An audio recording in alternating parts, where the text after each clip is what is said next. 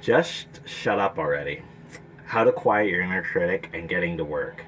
Hello, I'm O'Neill Yabor with Pro-Lit-Fic, and today we are talking about your inner critic and specifically what it means to befriend the often misunderstood role they play in your life and your creative process.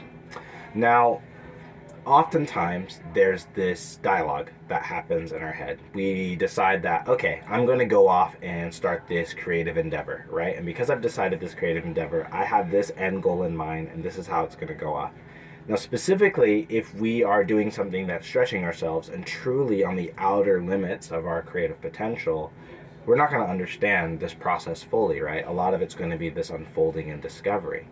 And through that, we begin to make changes or adaptations so we can move closer to our goal. Just natural tolerance, right? As human beings build up. Now, your inner critic is one of these roles that builds up. But in order to better explain it, let me tell you guys a story. Now, in Yellowstone Park, they used to have, all types of different animals there. They have buffalo, they have elk, they have specifically, for this story, wolves and other predators like bears. Now, there was a time when all the wolves and most of the wolves in Yellowstone had been hunted and taken out. And so as a result of that, everyone thought, okay, the wildlife will thrive because one of the biggest predators in the forest is gone. So now that will naturally let everything live, right, and thrive. But actually the opposite happened. They noticed that the soil started less nutrients in it. They realized the trees were struggling with the vegetation. A lot of the animals started to get sick. And when they looked back at it, they realized because there was no predators there, a lot of the buffalo and the elk were just eating up all the grass. Because they were eating up all the grass, right, a lot of the nutrition that was passed on into the soil wasn't able to be done that because it was just being consumed by these animals. And because there were so many of them and there was no natural predators, they were just sort of consuming the land little by little. And it basically put a time clock on Yellowstone's ecosystem, right? Because it was going to be forever change. So they had this brilliant idea of let's reintroduce predators back into it. And so they brought wolves, and that essentially saved Yellowstone Park and allowed the ecosystem to then go back to where it was thriving and growing and where other animals can live and more wildlife was coming in. So in a way, there was this sort of counterintuitive idea that happened. Because at first you think, well, if I get rid of the predators, if I get rid of the things that are trying to destroy all the little things living inside of me, those things will thrive. But in reality, without understanding the nature of how it all works, you end up actually hurting the ecosystem and ultimately the thing you're trying to save. This can often happen with our creativity and our inner critic. Let me explain. So, I'd explained in another video that essentially, I'll put a time card here, just about the nature of creativity. That creativity, at its ultimate place, is love, right? And when you feel love and you have that sense of boundlessness with everything around you, it creates a nature of connection. It creates a nature of communication. That's what creativity is. That's why the easiest way we find that creativity is in art. But art is not the only way we can express our inner artist, right? You see it done in very practical things like making buildings, playing sports. You see it in things like even cooking a meal. There's artistry to everything. But it's because it's done with that little extra panache, that love of the thing, that boundlessness, that desire to express oneself. Now, when you are doing things with that level, that can go crazy, that can go wild, right? And sometimes, if you're not careful, you'll end up, I'm not that I'm critical of him, but like Jackson Pollock, if you look up a lot of his paintings, I myself am fairly critical. Like, I feel like there's a very big difference between someone like Jackson Pollock versus a Norman Rockwell.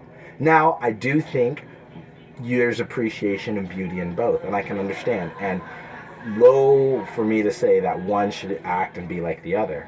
However, I think more typically, if people had to look at a Pollock painting or a Rockwell painting, people can see, express, and appreciate the capacity for expression that Norman Rockwell has. Specifically because there's a level of understanding in his paintings that's much easier to grasp and attach to versus that in Pollock painting. Now, what does that have to do with your inner critic?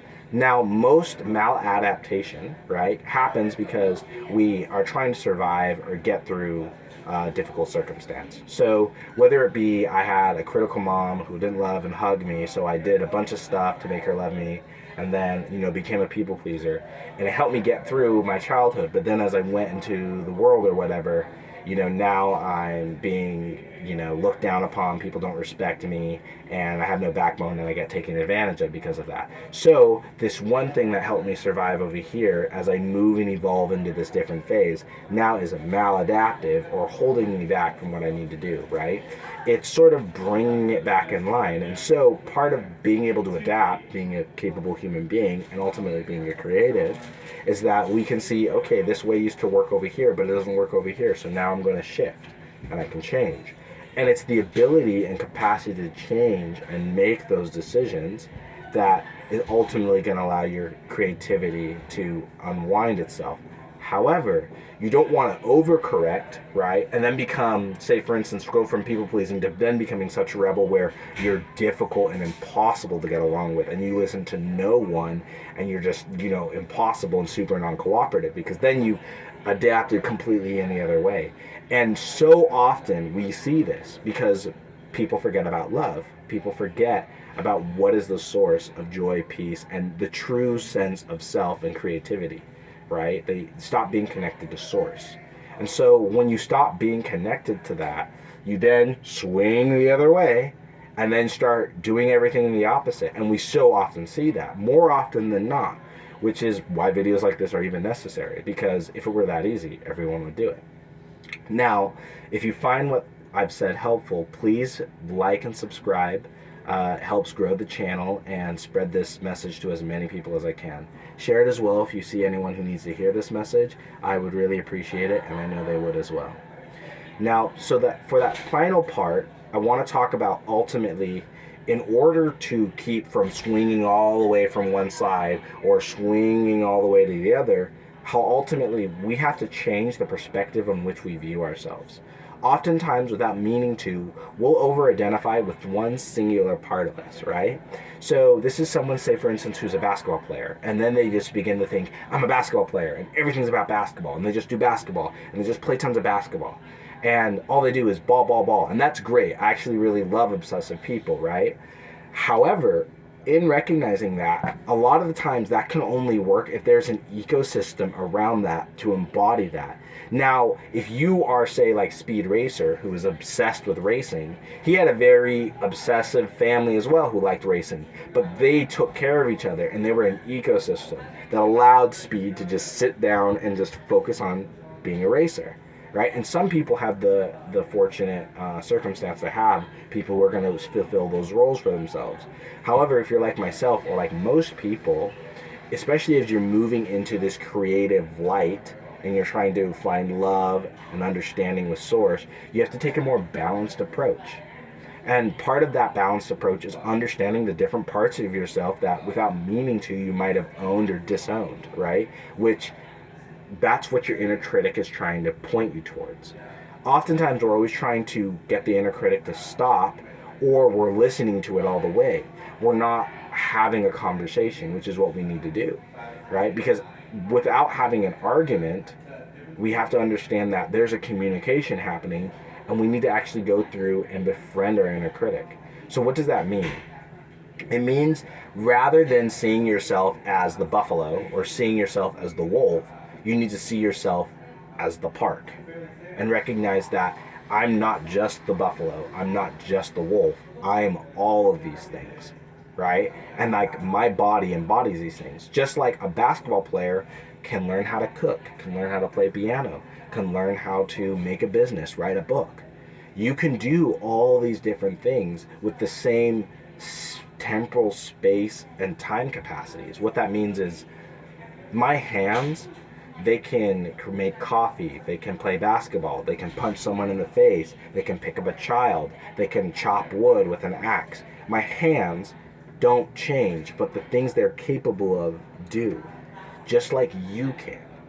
And your inner critic, part of that is it's that intuition, that part of you that is keeping the other part of you from going too out of hand, keeping you from eating all the grass in the park and killing the ecosystem. But you also don't want to introduce so many wolves that you just wipe out the population and then the wolves end up dying. So it's understanding what is that balance they need to take. And because you're a human being, you have the ability to talk to these different parts of yourself. And ultimately, what I invite you to do is befriend your inner critic. Now, how do you do that? That's specifically using whatever medium you want. I like to just write in my journal and just be like, okay, like, you're trying to keep me from writing. Why? I think The Artist's Way is a really good book on talking about how to work through this resistance, and I really recommend that, by Julia Cameron, I believe. It's a super awesome book. Anyway, so befriend your inner critic. Maybe it could be the thing that helps you out. I believe it is. Let me know what you think. If you agree, disagree, comment. Please like and subscribe if you made it this far in the video. I appreciate it. And if you're in need of coaching and unleashing some creative capacity, please feel free to book an appointment with me. Links down below. And with all that said, remember, right? There's no single part of you which is bad, just unspoken and unexpressed. So with that, I'd like to say stay happy, stay healthy, and thanks again, guys. Take care.